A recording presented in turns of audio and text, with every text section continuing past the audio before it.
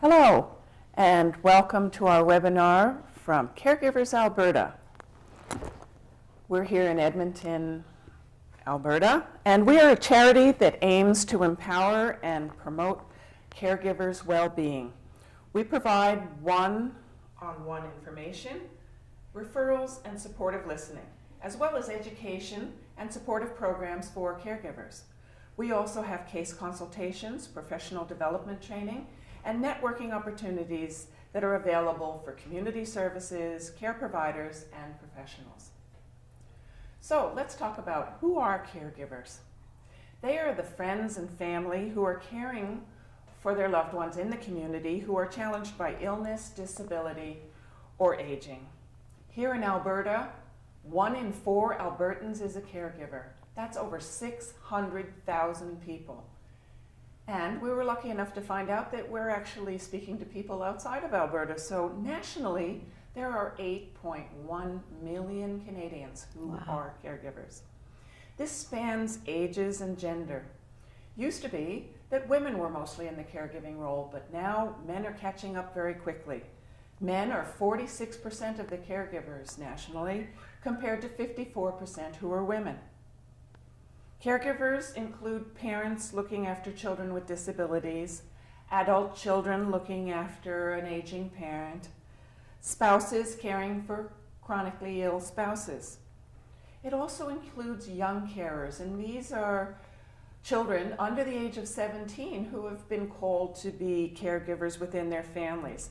They may be helping grandparents or a parent with mental health issues or MS, or even assisting with issues with a disabled sibling. What's the impact of caregiving?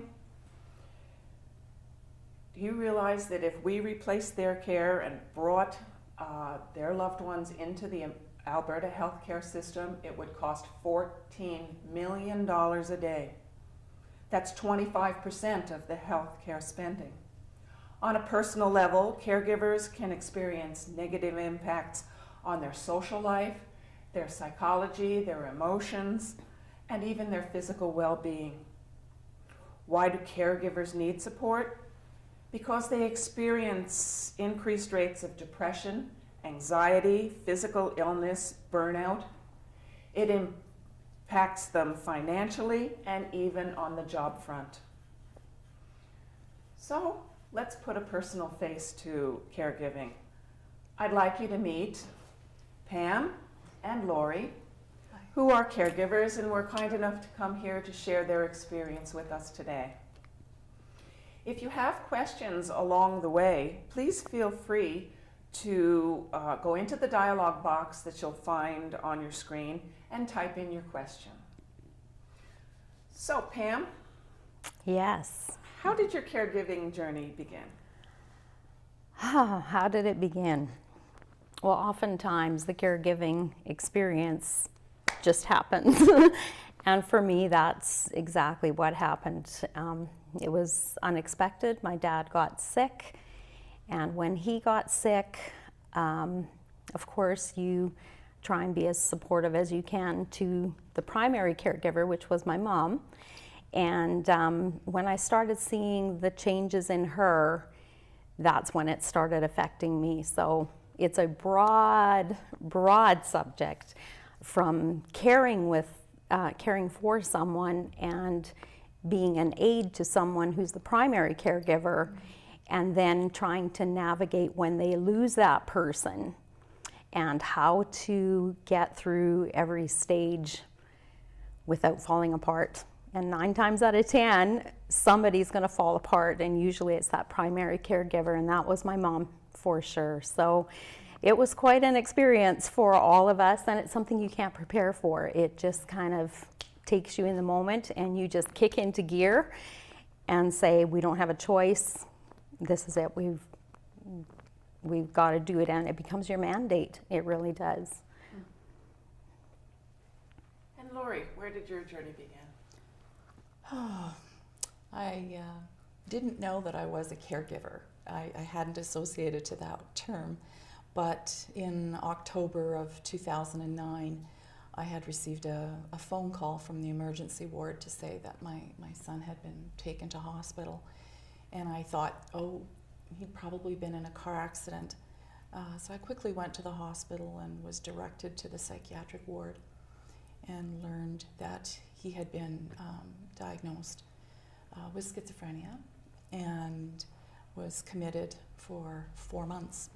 So that's how my journey started. And very much like what you were describing, it was in the moment, and I just knew I was his mom and I needed to take care of my son and do the best that I could for him at that time. And I think my brain just went into automatic, like survival, just do everything I could and do the best for him. Thanks. So what challenges did you experience, Laurie, at the beginning of your caregiving journey? Oh, the biggest challenge was the fact that my son was 19. And so I was viewed as just his mom. And FOIP prevented a lot of information being provided to me. And he was sent home early, long before, well, much earlier than I was expecting him to stay. And I realized in hindsight that I was incredibly naive. I thought that hospitals don't send sick people home, but apparently they do. They did in this case.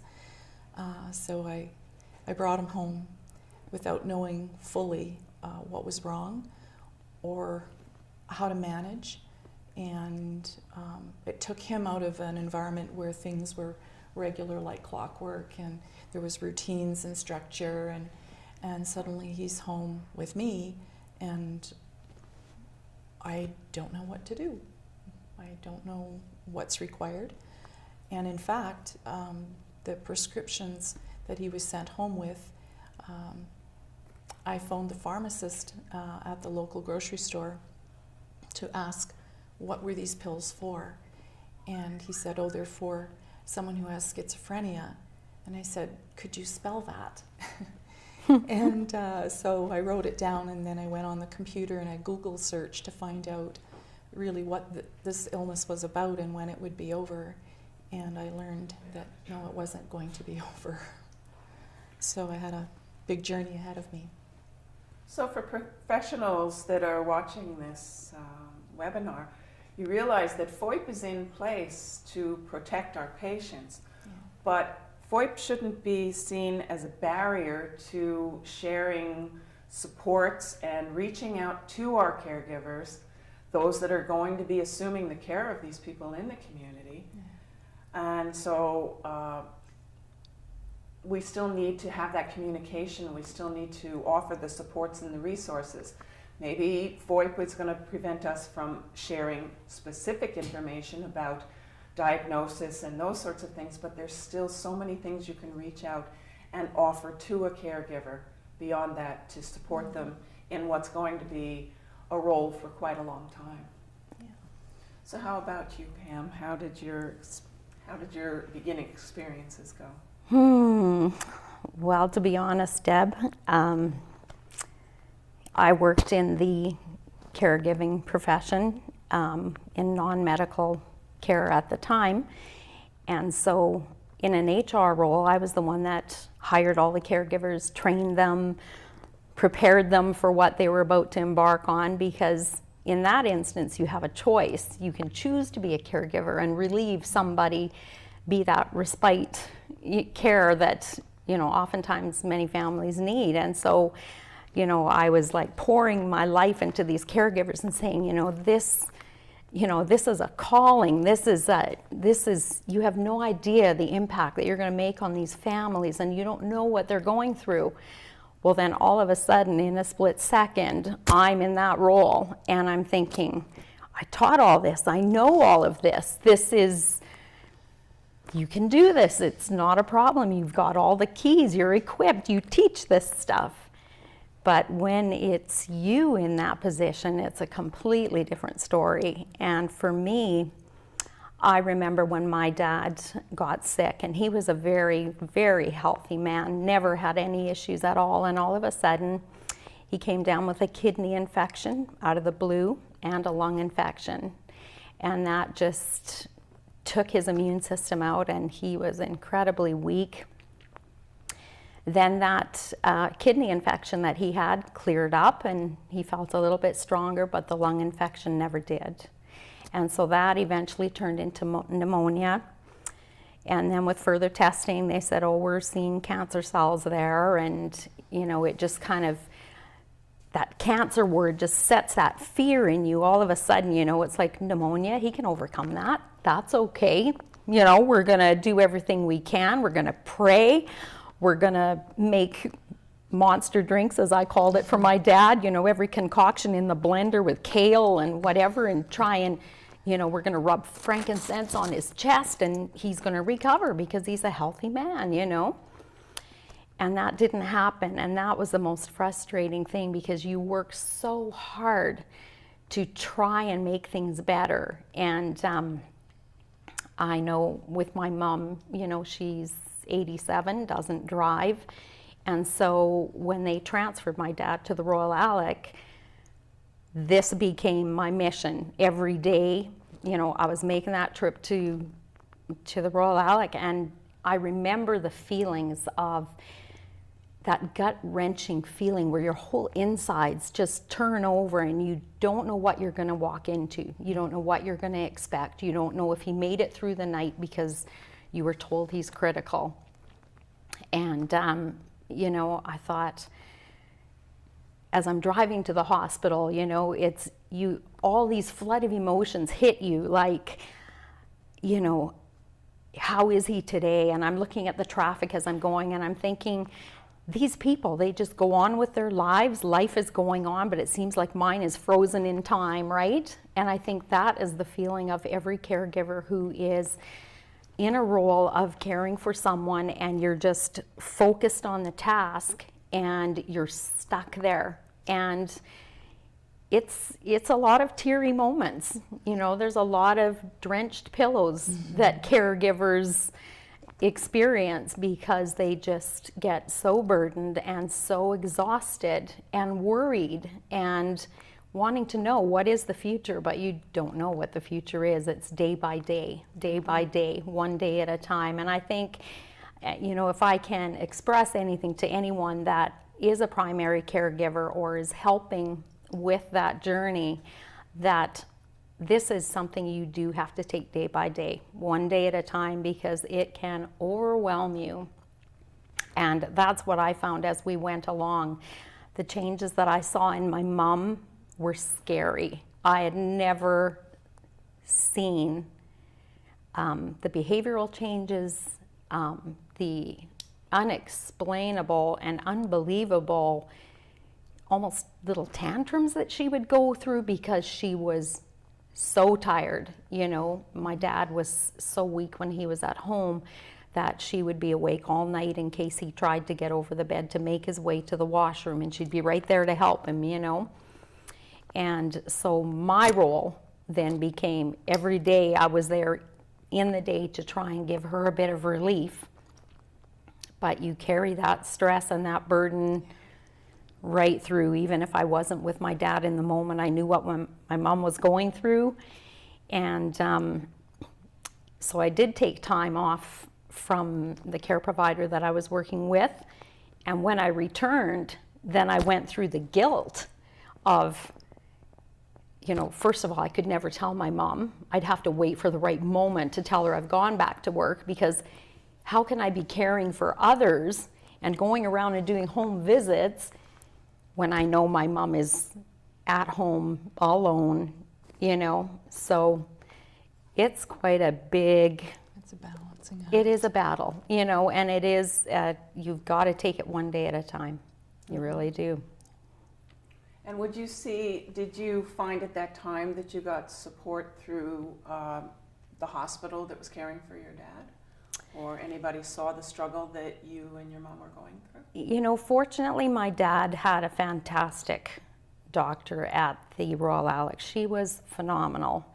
But our struggles were with home care. Once my dad was released and home care came in to set things up and set their visits up, that's where a lot of the frustration came in, because I know Alberta Health Services are doing their best, and I know that, you know, there are passionate people that are heart connected, that love and care for people. But for some of the people that we encountered, this was just a job, and it became very wearisome to my dad, because whenever they would come, I mean, he needed the respiratory tech to come, or the respiratory nurse, or whatever their title would be. But it being a lung issue, that was who we were hoping was going to come, but it wasn't. She came once to just kind of do a general check on him, and then they would just kind of send anybody. And it became burdensome to my mom. She didn't want to see them. She didn't want them there, because they would come basically to update their charts on my dad and wear him down, asking him all the questions. And it was like they were oblivious to her. They never engaged with her, never made her feel a part, never asked her any questions. It was like she was invisible, and all the questions were directed to my dad. And I think that's one of the greatest disses to a caregiver, is when they don't feel acknowledged, and they don't feel like, hey, I'm the one out, I'm exhausted, I need help, can you see what I'm going through? Yes, he's sick, but look at me, you know. And I saw my mom lose weight, and I saw her behavioral changes, and I saw that, you know, she was constantly having breakdowns. And, you know, there's in caregiving, you have to encompass the entire family, not just the person, even though they are, you know, your key focus, but, you know, you have to have support for the family that is engaging with them day by day. And that's where I find the Alberta Caregivers Association such an incredible resource, because people don't know where to start. You know, when things come all of a sudden, you don't know what's out there, you don't know what's available, you don't know where to start. And, you know, I just want to let everybody know that you're just a phone call away from help, because the way the Alberta Caregivers Association is set up, in that they provide incredible resources, and they're so knowledgeable, which is something I didn't have, even though I was part of the association. But in that moment, you're just doing what you've got to do. But for those that are out there who are not maybe working still, because they're providing full-time care for a family member, what an incredible resource. I know the gals here are just phenomenal as far as knowledge and resources to go to. So don't go it alone. That would be my biggest word of advice, is don't go it alone, because there's good help out there. Well, Pam, you've really just sort of hit the nail on the head on that one, because we did, Alberta Caregivers, now Caregivers Alberta, did a study back in 2003, and it was called Shining a Light, and it was done with caregivers in the community. And from these focus groups, that was one of the biggest things we got back from caregivers was, we need to be acknowledged. We are part of the puzzle. We are going to be part of the plan going home. Yes. And to not be recognized for the amount of time that they've put in, for the stress that they've gone under and are continuing to go under, Right. has ended up pushing them to being even more overwhelmed. Yeah, absolutely. So it wasn't just you and your mom. It's a pervasive thought among caregivers of being lost in the system and not acknowledged for what it is that they're experiencing. And how about you, Laurie? Well, I can certainly understand and resonate with, you know, some of the things that you were sharing. My journey was a little different in that I was a single parent, and so I was kind of really judging myself. Yeah, I thought, I'm not doing this very well because he's not getting better. I'm not a very good caregiver. I'm failing in this role. I was also self-employed. I took on less and less clients until it got to the fact that I was basically unemployed. And to be honest, I think I suffered emotionally, physically, in so many ways, and I didn't even realize I was grieving. I always associated, grief is something that you go through when someone passes away, when someone dies. But my son was still there and walking in front of me, but he was so different than what he was before. So I made a conscious step, which was to adopt him in this new way, and realize that I needed some help and some supports to deal with the emotional chaos that I was experiencing.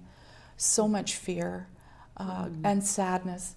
I remember having a thought that because of the stigma that's associated to mental illness, I remember thinking that, if my friends thought that he was dealing with cancer, they'd come over with casseroles.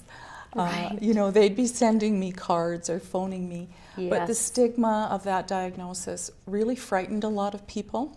And so I became very isolated. And that was really difficult. And I started to discover that, I would read something and I wasn't able to remember what I read. I couldn't eat. I just didn't have an appetite. My sleep was virtually non-existent because I was so full of worry and sadness. A great deal of sadness to see the changes, and of course he lost friends, and so there was a lot of loss, and I didn't know where to go. So I actually went on the computer again and, to try to learn some more about the illness, because again, due to his age, I wasn't invited in to his medical appointments. I was kind of viewed as, nosy Nelly, like just a, bossy mother or whatever. But I was looking after him, and I asked him one day, I said, what are those appointments like? And he says, well, I get asked 5 questions. And he just nodded yes. He knew what the right answers were. And then he was out of there with a prescription for some more drugs, more medication.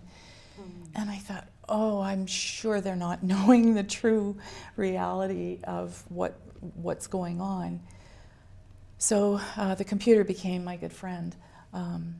But it was through that I discovered the Schizophrenia Society, and I did attend some parent support meetings there, and learned how other parents were coping, learned a lot about this illness and that there was hope. And one of the ladies that was attending said, did you know that there's this place called Alberta Caregivers Association, and they're running these free information sessions? And I said, well, what's a caregiver? And You're it. yeah. And so anyways, we went, and there was a group of about 8 of us, and we were all dealing with different circumstances. Someone caring for a mother, someone caring for a spouse, and it was cancer or aging or disability, Alzheimer's, dementia, whatever it might be, and myself and my friend dealing with mental illness in our young sons. And yet it was so comforting to me to know I wasn't alone, that even though we were all dealing with different circumstances, our journeys were the same. And there I realized, this is where I'm going to find the help and the support that I need to become stronger. And I owe a lot to Alberta caregivers from that perspective, that's for sure. That's awesome. So you too, Pam, as you move through your caregiving journey, where did you find your supports? Did you find supports in somewhere? Well, fortunately, I was part of the Alberta Caregivers Association monthly meetings, and so, you know, different guest speakers that had come in and been a part, you know, were always an added strength. And there's always an array of brochures there that, you know, if there's something specific that you need to target, the information is there. And you gals are phenomenal. Like, each person that works there is heart connected to, and that makes all the difference. You know, there's a lot of companies out there, and a lot of, you know, different associations out there that are running businesses for profit, but the fact that there are heart-connected people who definitely want to help, who are begging you to come and use our resources. Come, that's why we're here, and that's, I know how you and the gals here feel, that when you're out there as a lone ranger, and that's exactly how you feel, you know, you really are at wit's end, and you do stay up endless hours on the computer researching. You know, I know when they had said there was cancer cells in my dad's lungs, well, then I was cancer, you know, and I'm lung cancer, and I'm, you know, and it was just consuming me, you know, all day. I was, you know, with my mom and trying to give her a break and trying to encourage her, and at the same time I'm, you know, blending my concoctions in the morning, and I'm trying everything, and, you know, because you want some relief. In my case, you know, for my mom, when I wasn't there, you know, I was hoping that he'd get better, and because I was so enveloped, I didn't really use the resources I know that were available to me. I just kind of kicked into what I knew because I had the background. But in that case, I was fortunate. A lot of people aren't working in that field, you know, of home care providers. And so, I mean, if you have nowhere to go and this is something new to you, I agree 100% that this has been an incredible resource. And I know you've taken advantage of that for sure. Yeah. Okay, just to clarify what Pam was talking about here at Alberta Caregivers, now Caregivers Alberta. If you wonder why I keep saying that, we've just rebranded our name today because we're growing and we want to put caregivers first. So now we're called Caregivers Alberta. That's great. But as part of our setup here, we have something called the Caregiver Support Team, which Pam was part of through her employer.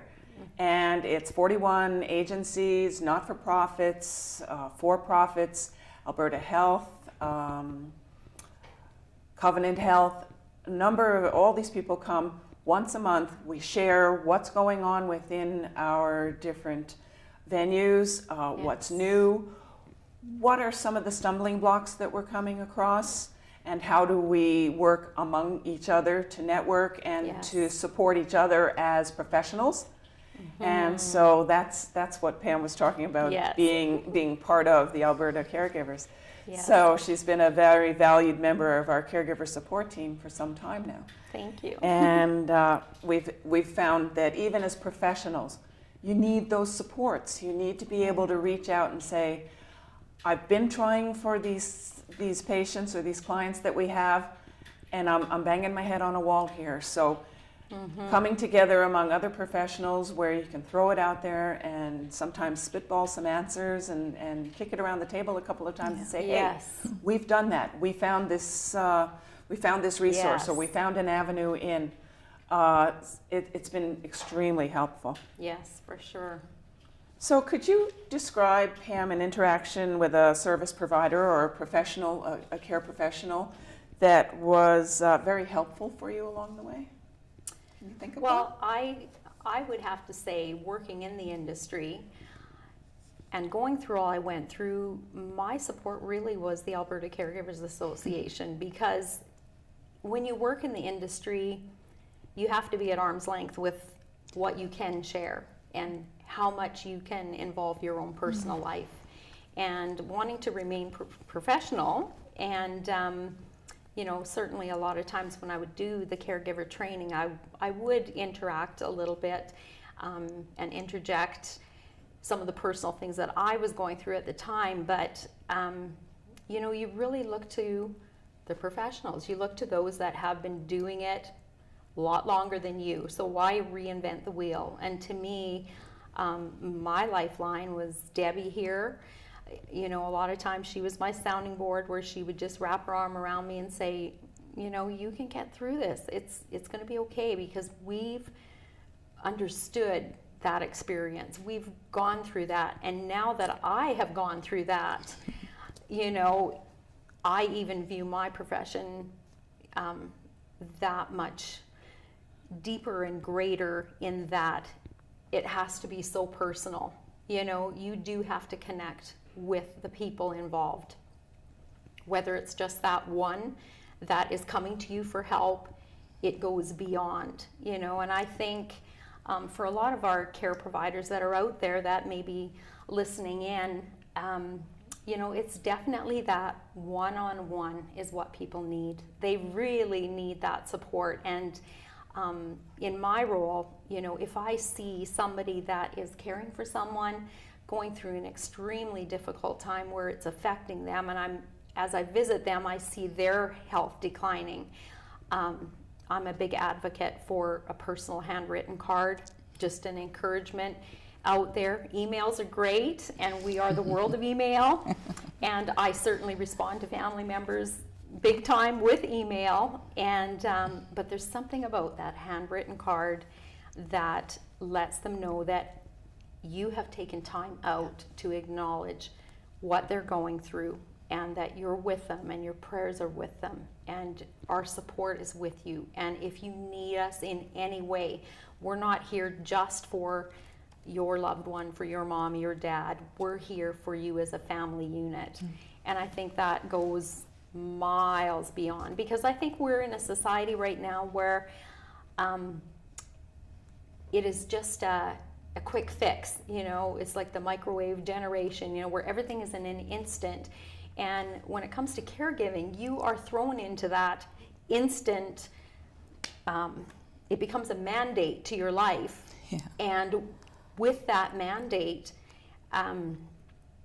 you're just lost, and you feel like you're lost in the fray. And if somebody takes the time to personally acknowledge you and just stop and say, you know what, I know, just like Debbie did here for me, you know, wrap your arm around someone and say, you know what, I may not have gone through anything like this, but don't ever feel alone. You know, if you need help, call out for it.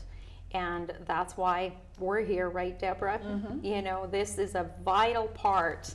And with our healthcare, the way it's going, I don't know if I can say or should say, but I've seen the evils in the healthcare world where,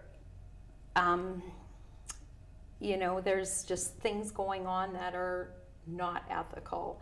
And there are things that our healthcare system can only provide so far. It's like they are exhausted. Mm-hmm. You know, when you look at anybody working with AHS, and I know many, many of them, they are given out to the extent that they wish they could give more, but time doesn't permit. You know, they have to move on to the next client, the next person. They've got another, you know, and they try and patch you the best they can. Mm-hmm.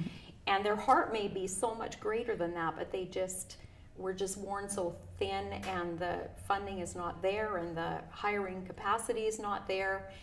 So that's why Alberta Caregivers is here, is we are here to be an extension of the care providers that you're already using. You know, Alberta Healthcare is something that kicks in once you're released from the hospital. They become the caregivers that, you know, come in and check in on you, but they can only do so much. And I didn't realize how little that was until you go through that and you see that they do not have the time.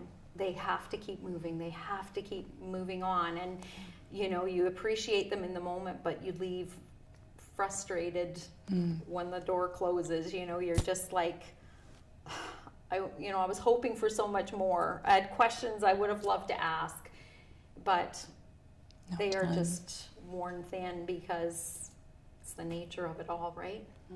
So. And how about you, Laurie? Does a professional stand out in your mind? Actually, yes.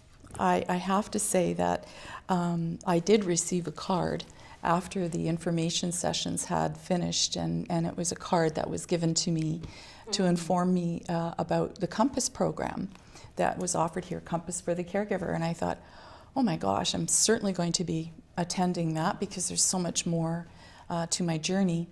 And part of that Compass program, one of the modules was dealing with caregiver burnout or caregiver stress. And there was I think it's called a Zaret Burden survey. Burden scale.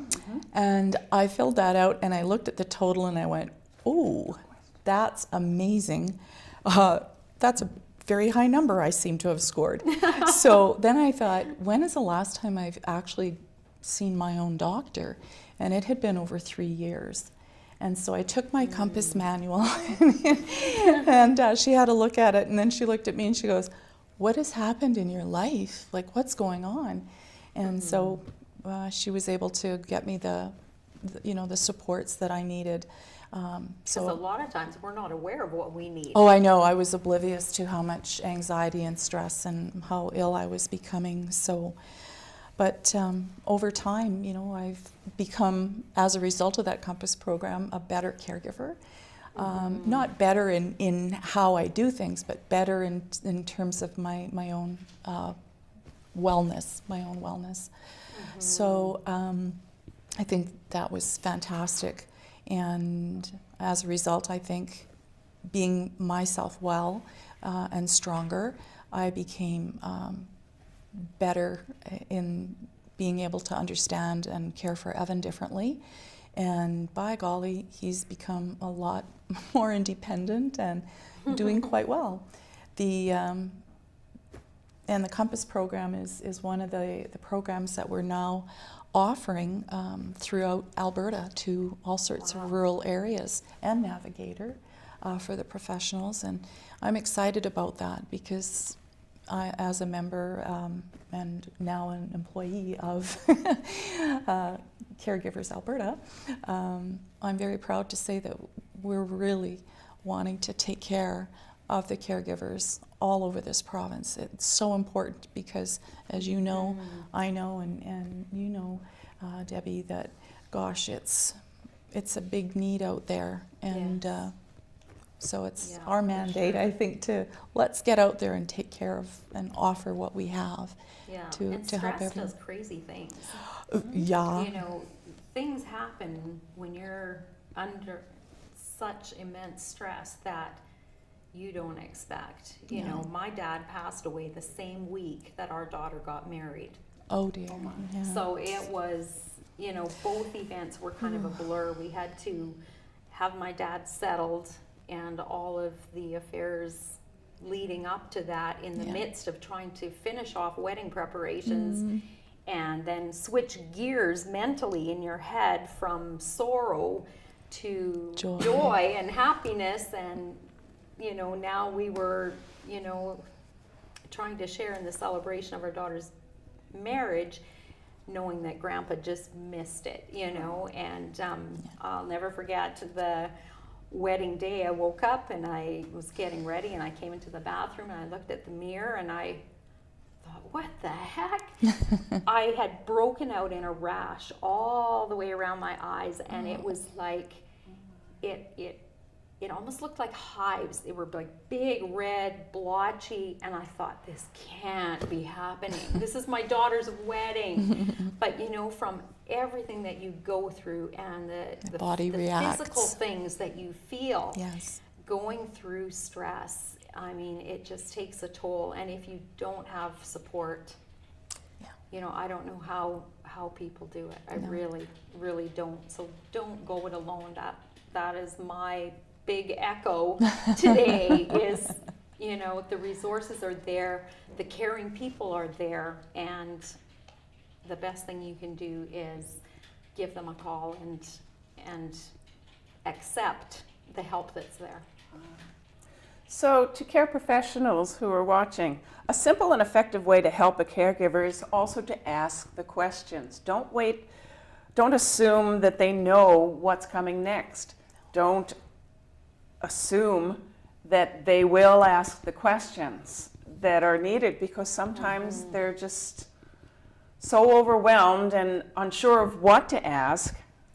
So by us asking the question first, how are you doing with this?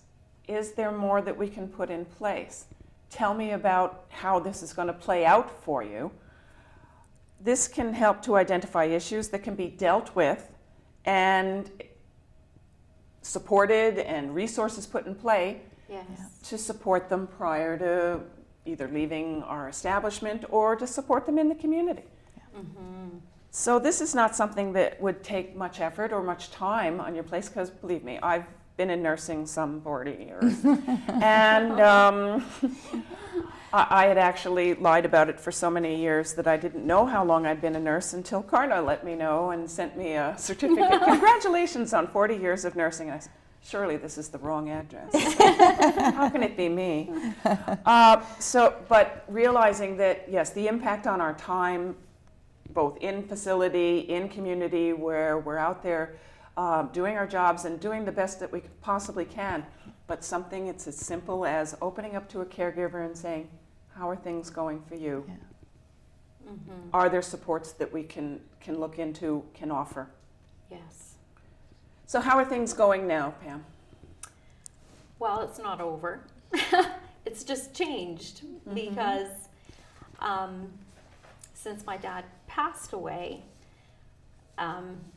it brings a whole new perspective on the situation. It shines a completely different light. Now I'm dealing with a mom who's grieving, you know, so from caregiving, it can morph into, you know, if you're working with senior or sickly, you know, cancer patients or whatever, it does kind of morph that way, in that we don't live forever, and, you know, it's appointed for us to meet that day, and it just brings a whole different set of circumstances. You know, I'm just now, 8 months later, seeing my mom come to some normalcy in her life. I've seen her shrink away to nothing, just a skeleton, just a very tiny, tiny woman. She's aged, she's very teary. She always looks like her demeanor is not the same as it was, and that's something you have to pull yourself out of, and she doesn't recognize it, but everybody around does, you know. And so the caregiving journey is a little bit different now. The focus is not on my dad who was sick, but it's my mom now who is in just as much need, but just in a different capacity. You know, my mom never drove. She relied on my dad for everything. So income tax season, she's like, I don't know what to do. What am I supposed to pull together? I don't even know, you know, what I was supposed to keep, and I hope I have everything I need, and, you know, just different things, because banking, my dad did all that, you know, and so when it comes right down to it, she's in a learning curve all of a sudden, and pushing herself into things that she never did. This also impacts you, because you're now For having sure. to step in and be there for her. So every we have a second grieving day. caregiver, and we have a grieving caregiver who is also assuming more roles. Yeah, exactly. So your evenings are exhaustive. You know, for me, what does a snippet of my day look like? Well, I'm, you know, with Comfort Keepers during the day, I do my role and progress through my day of caring for others in the field, and then I jump in my car, I fly out to Leduc, you know, take my mom for a bite to eat, because they eat better when they're in company. Yes. I've seen my mom go through the soup and sandwich, I don't feel like eating, I have no appetite, to doing very, very well if she's out and talking. She doesn't even realize that she's eating that much. And so, you know, number one when I pick her up is take her out for a bite to eat, then it's to the bank, then it's grocery shopping, and it's like 9:30 when I'm hitting the highway back home, and I'm like exhausted. Like, I have laundry to do, I have, the home upkeep, and, the rest of life kicks in, but it's a remnant now. It's not your day. For us, it's a remnant piece, but it's worth it all. They cared for us, now we care for them. But if you have resources that can make that simpler, if you can hire a caregiver to come in and relieve some of that stress so that you as a family member can get out and do grocery shopping for yourself and go out and have coffee. I mean, those are such meaningful things. It may not seem like much, but to get out of the four walls of your mind, not just the four walls of where you are, but you get locked into, like my mom right now is, what is my purpose? Why am I here? I don't want to live. I want to be with him. And my stress is like, stop talking like that, You live for today. You've got, a new son-in-law, and you've got grandbabies that'll eventually be on the way. And it's just completely different. Okay, and how about you, Laurie? Well, my son is certainly in his late 20s now, and so a number of years have gone by. So my journey has changed, and I'm really happy to say, and I would want people to know that have family members or young family members that are going through schizophrenia or any sort of mental illness, that there is hope. It's excellent to see my son now. He's much more independent. He's living on his own. I'm so grateful to Aish because it's allowed me to be his mother and not his banker. And it's taken a lot of that financial burden off of me. He does his own laundry. I no longer have to go there and cook meals all the time, or do the laundry, or clean the house, or go grocery shopping with him. We're a team, and he loves to get mail, and so I make sure that any kind of magazine that's of interest, or deals with cars, that he gets a subscription to that, and he gets That's a mother's touch. Yeah, and he also gets coupons in the mail. So once a month, we go for what we call a Whopper Wednesday. So we do some good things. So yes, the journey has changed. I'm still ever going to be his mother and his advocate. And when and if he should become ill again, I'm a lot wiser. I'm more prepared. I have the supports, and so I'm able to do this journey again if I need to. Fabulous. That's great. Good report. Well, we did have a question that came up that asked, what about supports in rural areas?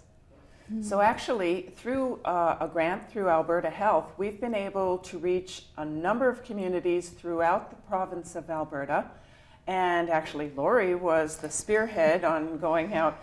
We kept singing all sorts of songs about On the Road Again, and I've Been Everywhere, Man, because Laurie's been as far north as Grand Prairie and that area, and down south around the Calgary region and Medicine Hat. And what we were able to do is come into communities and talk to the FCSS areas and other agencies and organizations, and we pulled them all together from more far-reaching to one hub, and then we shared, we have this programming available, we have funding available, which will bring the programming to your areas, where we can teach people to become facilitators for the COMPASS program. Now the COMPASS program, you heard Laurie talk about it, it's a 9-week program. 8 weeks are run sequentially, and it's 2 hours a week, and it's for caregivers. It deals with caregiver characteristics and the emotional journey, improving communication, managing stress. It's something for them, but so much of it comes from the coming together of the caregivers themselves, the sharing of the common experience. So as part of the Alberta Health Grant, we've been out offering these communities a chance to have the training. So there have been 14 Compass Facilitator training sessions set up throughout the province. And once those people are trained within their communities, they can offer the Compass program for their clients, patients, and caregivers. That's great. Caregiver Navigator, which is for professionals, has also been part of that grant. Yes. And I've been out, I have 12 of them throughout the province. I've been as far north as Manning, Yes. and as far south as Okotoks at this point, Yeah. up to Fort McMurray and coming out to St. Paul. So yes, we do have some of our resources and our accessibility throughout the province. Right. We also want to call your attention to the fact that we're going to be sending you, those who are registered, we're going to be sending you something called the 7 Tips for Supporting Caregivers. And basically, it's just things like acknowledging them. So many times a caregiver just gets lost in the shuffle. One of our caregivers actually said, "Since I've become a caregiver, I'm now, how's your mother?" And she's Yes. just sort of lost her identity. But by asking the caregiver how they're doing sometimes gives them an opportunity to open up and even permission Yes. to, Yes. this is what my day is like, this is what I've been going through. Addressing their experience, the guilt, the anger. You've heard it from our 2 ladies here. You go through such a myriad of emotions, sometimes all cascading one into another. Helping them to recognize the stress that they're under. Stress can be incremental. Yeah. It can grow slowly with caregivers becoming accustomed to a level of exhaustion and then a new level of exhaustion. Yes. So recognizing among themselves and getting them to recognize it. Looking for the signs of burnout, like the lack of energy, frequently sick, life dominated by caregiving. Encouraging self-care. Now, That's a big one. Yeah. oh yes. Where in your 28-hour day do you fit in self-care? But Yes. self-care is sort of like the oxygen mask on an airplane. You know, when you, before you take off, and they say when the oxygen mask comes down, put yours on before assisting someone else. And that's so much of what self-care is all It's about. all about. Yes. Because if you're a supported and grounded caregiver, you're that much better a caregiver. You are able to roll with the flow and You can't And give be out prepared. what you don't have, right? that's right. It's sort of like a fuel tank on a car too. You know, Yes. you would fuel up your car before you went. And so that's what self-care is about. Working with the caregivers is another one. This can serve to decrease the stress and anxiety that a caregiver goes through. If they're being heard, if they're being acknowledged for what they've been doing, that just brings the stress and the anxiety down. It also encourages them to open up with professionals. I need this. Yeah. I'm finding it difficult too. That sort of things. Providing referrals, and referrals are things like the Caregivers Alberta, hospital social workers, Yes. disease-specific and disability-specific organizations, HealthLink. Yeah. And for those of you out there, don't forget Dementia Link, because that's a new part of Yes. HealthLink.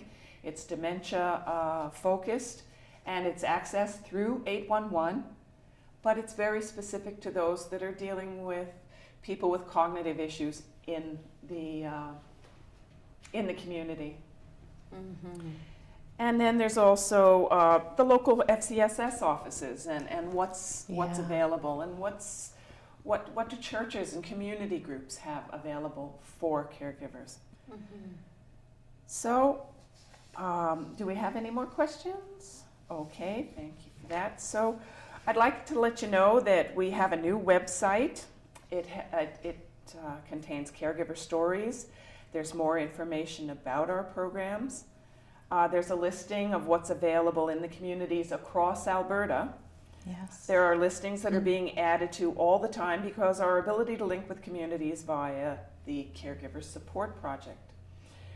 We can order materials to hand out to your caregivers, and Along those lines, we have something called the Information Series.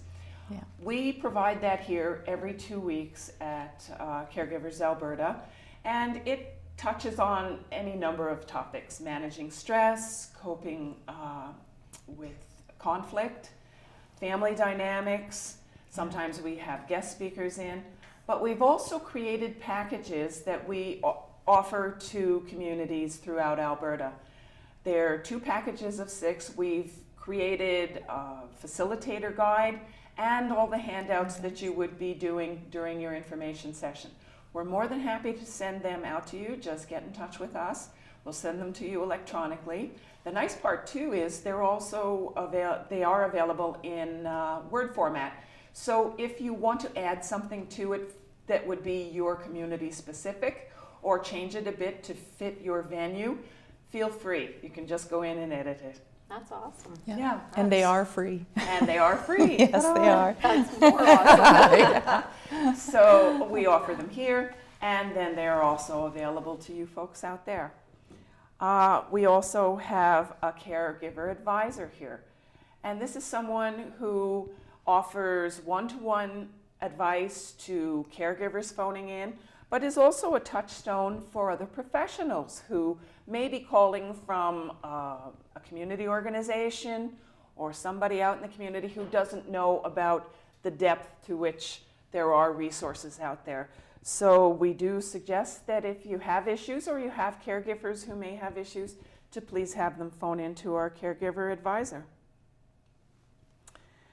And then our Compass program too is available throughout Edmonton over the year. It doesn't have a schedule per se because most of our Compass facilitators are caregivers themselves or were caregivers, and they're volunteers. So we work around their availability. Yeah. We've had them at Parkinson's, the Parkinson's Society. We have a specialized one that is run through CMHA, which deals specifically with people who are dealing with people with mental health issues. So think about Compass. Please check our website because we keep that as up to date as possible about incoming or upcoming Compass programs. And they'll be available here in Edmonton, in the surrounding area, and soon coming to a facility or to a community near you as we get our training done throughout the province. Yes. If you want to know more about what might be available in your area, if you're not in the Edmonton area proper, please give us a call because we do still have upcoming training sessions for both Navigator and Compass Facilitator in places like St. Paul and Vegreville and Gibbons. And There's quite a lot. So there's still a number of them out there. So Yes. please do give us a call. And again, a last invite for any questions out there as we have 1 minute remaining on our webinar. Our contact information, our toll-free number is 1-877-453-5088. And there it is on the screen. Yes. And I got it right. I always spaz on that one. But please do give us a call. Let us know what your issues are and how we might be able to put you in touch with some supports either in your area or in your surrounding area. And I want to thank you all. I want to thank Pam and Laurie for coming and talking to us today. And for you folks out there for tuning in. Thank you. Thank you.